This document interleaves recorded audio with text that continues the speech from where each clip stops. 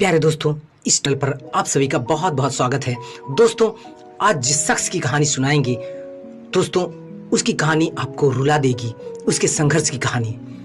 दोस्तों, 8 महीने की बेटी को मौत होने के बाद अकेले दफनाया और तुरंत शूटिंग के लिए पहुंची और जो गाना कोरियोग्राफ किया वो बन गया इतिहास।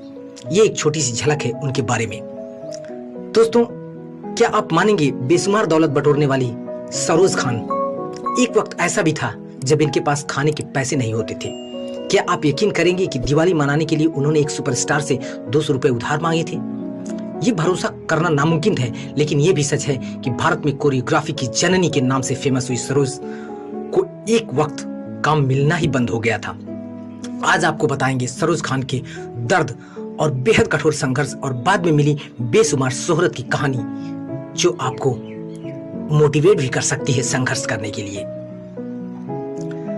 दोस्तों, जो किसी की पहचान की मोहताज नहीं है सरोज खान, जिसका साथ पाकर कोई अभिनेत्री हवा हवाई बन गई, तो कोई लाखों दिलों की धड़कन, जिसने 70 mm के पर्दे पर आग लगा दी, तभी तो उन्हें वो तमगा सबसे पहले मिला जो किसी को उनसे पहले नसीब नहीं हुआ।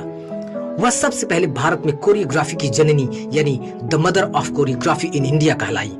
अब तक तो आप समझ ही गए होंगे कि हम बात किसकी कर रहे हैं। बात कर रहे हैं सरोज खान की, कि बड़े बड़े स्टार्स को जिन्होंने अपने इशारे पर नचाने वाली सरोज खान कैसे जिंदगी के इशारों पर नाचती रहीं। बॉलीवुड में उनके आने के बाद कैसे बदल गए कोरियोग्राफी के मायने। आपको बताएंगे कि कैसे 4 बच्चों के पिता ने 13 साल की कम उम्र की सरोज खान को धोखा देकर उनसे शादी रचा लिया, और क्यों सरोज हिंदू होने के बाद भी मुस्लिम बनी। 8 महीने की बच्ची की मौत के बाद क्यों सरोज खान को रोने तक का मौका नहीं मिला था। सरोज खान ने शास्त्रीय संगीत को ऑडियंस का ध्यान रखते हुए अलग अंदाज में पेश किया। यही नहीं, उन्होंने भारत की फोक डांस को पर्दे पर बड़ी खूबसूरती से पेश किया और लोकप्रियता दिलाई।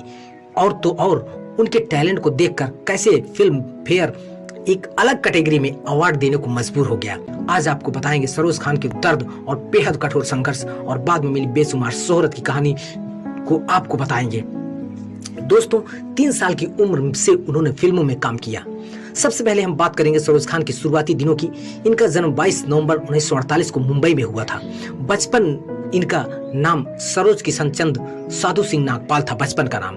और बंटवारे के बाद उनका परिवार कराची से काफी खस्ता हालत में भारत आया और मुंबई के एक चौल में रहने लगा। सरोज जब कोई 2.5-3 साल की ही होंगी तो दीवार पर अपनी परछाई देखकर हाथ पैर चलाती थी। उनकी माँ को लगा कि बच्ची पागल हो गई है। वह तुरंत उसे डॉक्टर के पास ले गई। डॉक्टर ने कहा, अगर नाचना चाहती है तो नाचने दो ना, इसे फिल्म इंडस्ट्री ज्वाइन करा दो।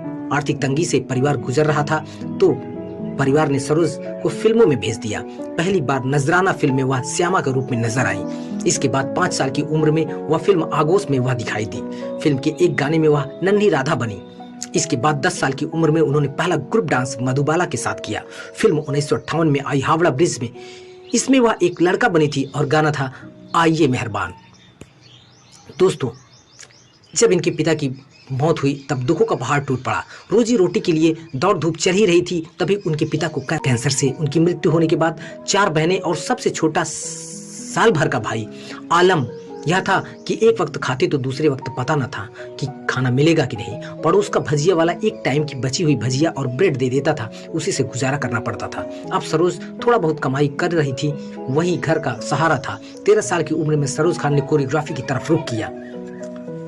दोस्तों, फिल्मों के डायरेक्टर बी सोहनलाल की असिस्टेंट के तौर पर उन्होंने काम शुरू किया।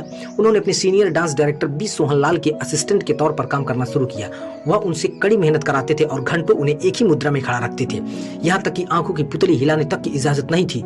इस कठिन ट्रेनिंग के कारण ही सरोज खान ने बेहद कम उम्र में नृत्य की बारीकियां सीख ली। दोस्तों, एक दौर ऐसा भी आया जब 30 साल उम्र में बड़े बी सोहनलाल ने सरोज खान से शादी कर ली। इसी दौरान बी सोहनलाल ने सरोज खान से शादी कर ली, जो उम्र में उनसे करीब 30 साल बड़े थे। और 14 साल की उम्र में सरोज खान ने फिल्म डॉक्टर विद्या का एक पूरा गाना कोरियोग्राफ किया था, वह भी अपने जमाने की और खूबसूरत अदाकारा बैंजंती माला के लिए। 14 साल की उम्र में ही उन्होंने अपने बेटे राजू खान को जन्म दिया। बेटे की जन्म के बाद उन्हें अपने पति की वह सच्चाई पता चली जो उनसे छुपाई गई थी। मास्टर बी सोहनलाल पहले से न केवल शादीशुदा थे बल्कि 4 बच्चों के पिता भी थे। पति पत्नी से अनबन शुरू हुई। सोहनलाल भी अपनी इस शादी से बेफिक्र हो चले थे।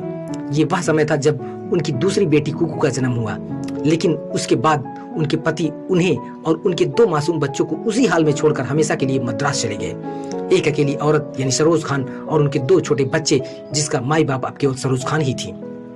दोस्तों, जब 200 रुपए मांगकर दिवाली मनाई, वो वाकया सुनिए। सरोज खान एक गाने में बैकग्राउंड डांसर थी और गाने में शशि कपूर थे और वह मेकअप रूम के पास खड़े थे। सरोज उनके पास गई और कहा, सर कल दिवाली है और मेरे घर पर कुछ नहीं है, मेरी पेमेंट मुझे 7 दिन बाद मिलेगी, क्या आप मेरी कुछ मदद कर सकते हैं? तो शशि कपूर ने कहा, सरोज जी इस वक्त तो मेरे पास सिर्फ 200 रुपए हैं, वह आप ले लीजिए।